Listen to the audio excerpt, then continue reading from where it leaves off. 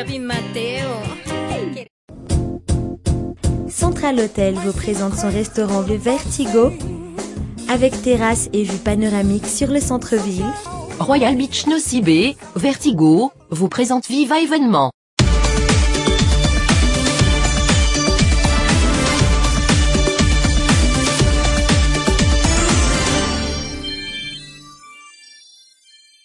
Merci à tous de nous rejoindre sur Viva. Bonsoir et bienvenue dans cette nouvelle édition. Tout de suite, les principaux titres. Un bout de Voun, après le retrait des commerçants, les embouteillages persistent en raison des véhicules garés sur les trottoirs. Nous en parlerons dans quelques instants. Après les produits de première nécessité, le prix des volailles augmente aussi. Les détails dans ce journal. Le centre régional de transfusion sanguine de l'hôpital d'Anjouva Majunga, inauguré ce jour. Nous partons pour la région Bouigne dans quelques instants. Et enfin, le virus Ebola gagne un 5e pays d'Afrique de l'Ouest, dont le Sénégal. Un cas a été détecté et confirmé. Nous verrons les précisions dans quelques minutes.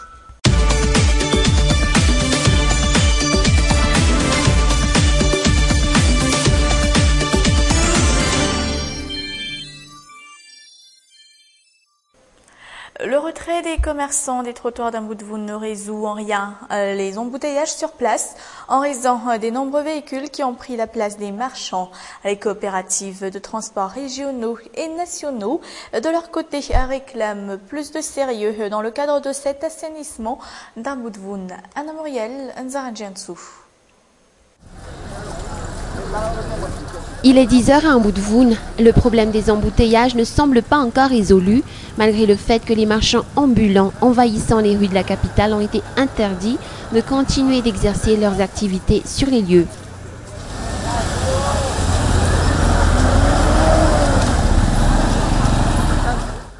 Plus d'un ont remarqué les bouchons de cette matinée. Voyez-vous ce marchand-là? Il occupait la place de cette voiture garée juste devant lui. On l'a interdit de vendre sur cette place. Puis là maintenant, c'est la voiture qui accapare tout l'espace. La loi doit être appliquée à tous. Quand on veut libérer la route, tout le monde doit s'y conformer. Cette disposition profite aux coopératives. Les marchands qui ont été chassés d'ici cherchent actuellement d'autres places du côté d'Anjavouang. Les bouchons restent les mêmes. Cela ne servait à rien de détruire les activités de ces petits gens. Cette mère de famille figure parmi les vendeurs qui ont été expulsés de ces lieux lundi dernier. Elle était marchand ici depuis des dizaines d'années pourtant. Elle ne voyait aucune différence entre un bout de Voun d'avant et un bout de Voun de maintenant.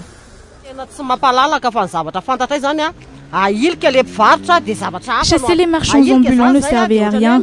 On a libéré l'espace pour que d'autres l'occupent après, comme vous le voyez là. Pour moi, c'était juste une disposition pour l'intérêt de quelques personnes. On n'avait pas du tout considéré le devenir de toutes ces familles défavorisées qui ont vendu ici depuis bien des années. Moi, je ne vois aucun changement ici. Les responsables au niveau des coopératives, pour leur part, se rangent du côté des vendeurs. Leur expulsion ne servait à rien. Ce qui réglerait les choses, selon eux, c'est de travailler dans une vraie gare routière, conformément à la promesse présidentielle.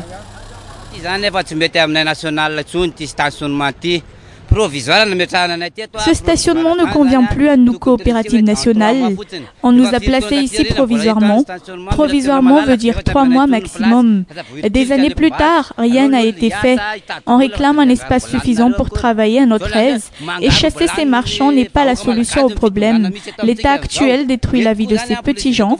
Les raisons des bouchons ici, ce ne sont pas les taxis-brousses, mais ces camions escortés par des policiers qui sortent et entrent ici à l'heure qu'ils veulent. Lundi dernier, l'expulsion des marchands d'un bout de Voun par la commune urbaine d'Antananarivo a débuté. La place a été libérée, mais a tout de suite été accaparée par les charrettes et les taxis-brousses. Nous partons pour la région Bouéni, où le centre régional de transfusion sanguine de l'hôpital d'Anjouv, Majungadang, a été inauguré ce jour. Toutes les transfusions sanguines de l'hôpital s'effectueront désormais dans ce centre émergent de la coopération entre l'État malgache et le Fonds africain de développement. La cérémonie d'inauguration a vu la présence du président de la République, Eradonar Mampian. Nous allons quitter la région Bouéni et revenir dans la capitale. Les marchands de poulets de la capitale arrivent à peine à en faire écouler 5 par semaine.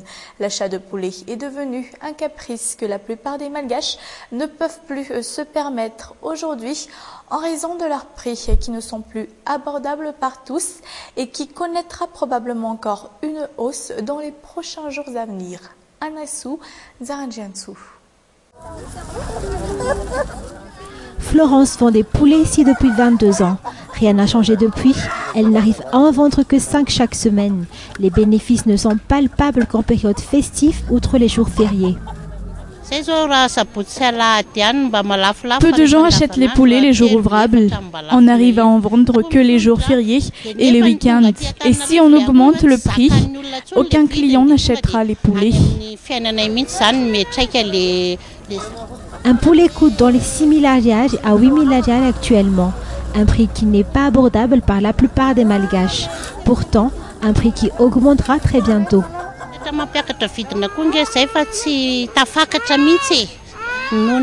La plupart des gens n'ont pas les moyens pour s'acheter des poulets.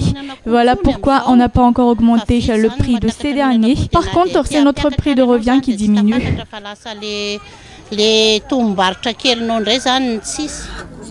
Outre les poulets, les œufs seront aussi concernés par cette hausse de prix. Nour, un revendeur d'œufs, est parmi ceux qui envisagent très bientôt d'exécuter cette augmentation.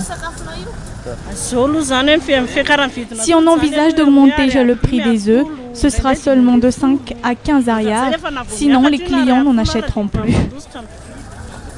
Comme si l'augmentation des prix des produits de première nécessité effective voilà déjà une semaine ne suffisait pas, voilà que les prix de poulet et des œufs augmentent aussi. Les conséquences de l'augmentation du prix des carburants sont donc de plus en plus évidentes. Et de leur côté, les revendeurs et les éleveurs de porc sont dépourvus de leurs bénéfices depuis le début des périodes des grandes vacances. La plupart des familles ayant choisi de quitter un bon moment la capitale, les clients se font de plus en plus rares dans les boucheries. Marnatou Injav, Zanjiansou.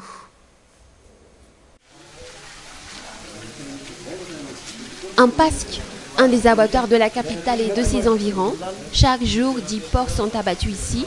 Noré, ce boucher, figure parmi les clients fidèles d'ici.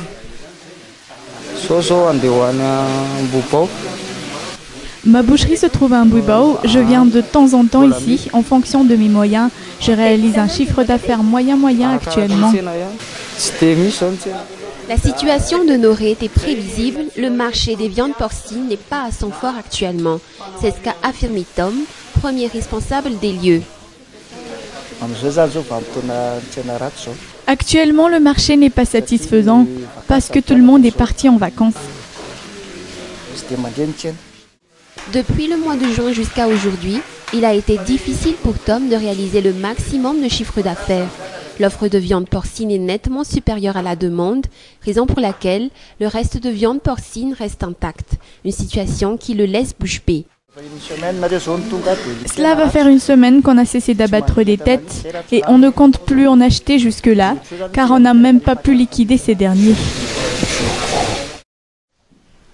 Tom se charge d'une 60aine de têtes et la majorité des porcs qui sont abattus ici viennent de Bonglav, des porcs appartenant à d'autres personnes qui les lui confient pour qu'ils les vendent en détail dans la capitale et ses environs. Cet abattoir réalise alors une perte. Même situation dans le deuxième abattoir d'Antananarivo.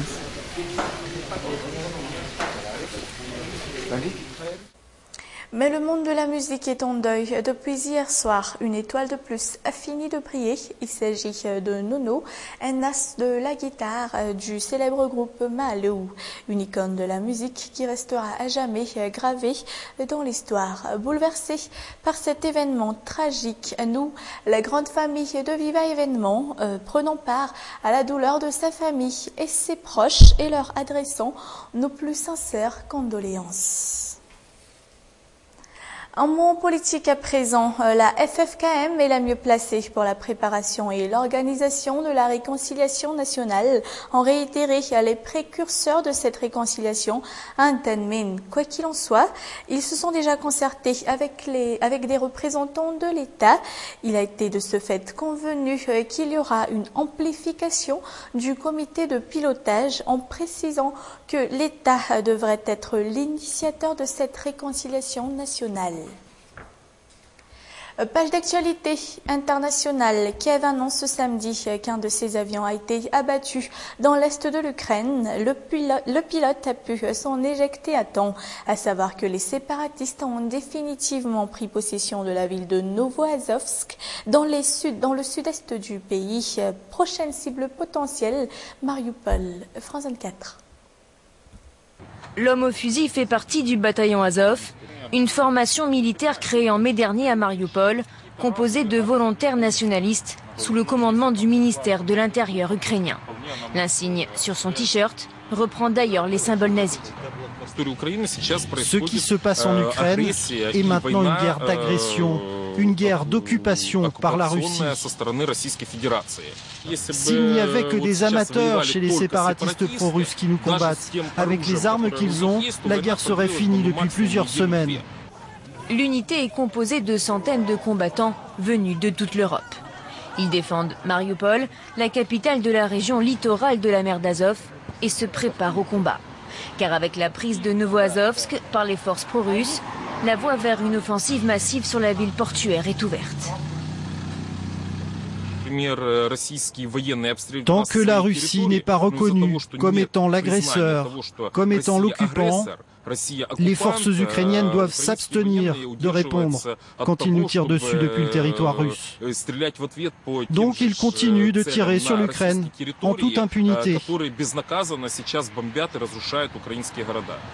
Si Mariupol tombe aux mains des séparatistes pro-russes, ce serait un coup terrible pour les forces loyalistes. Son contrôle permettrait à terme de relier la frontière russe à la Crimée, sous contrôle de Moscou depuis mars. Mais le virus Ebola gagne un 5e pays d'Afrique de l'Ouest, dans le Sénégal, où un cas a été détecté et confirmé selon le ministère sénégalien de la Santé. Il s'agit d'un étudiant ghanéen qui a pu échapper à la surveillance sanitaire de son pays où il était en contact avec plusieurs malades. France 24.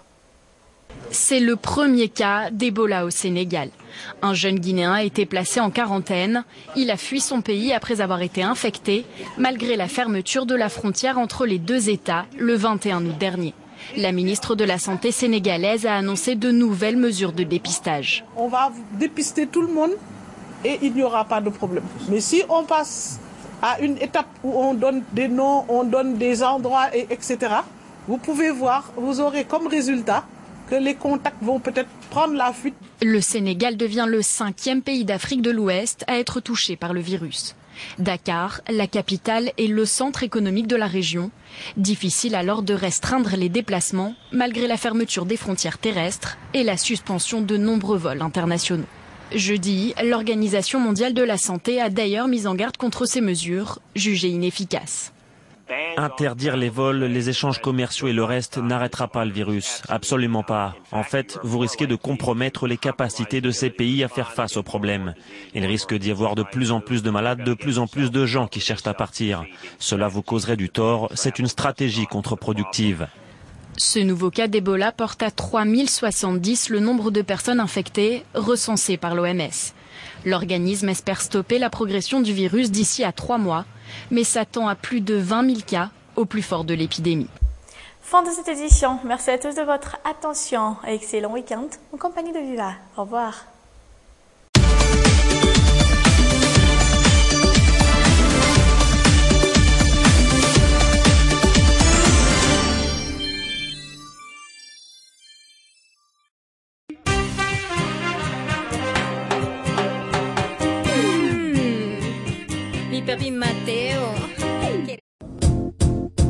Central Hotel vous présente son restaurant Le Vertigo, avec terrasse et vue panoramique sur le centre-ville. Royal Beach Nosy Be, Vertigo, vous ont présenté Viva Événement.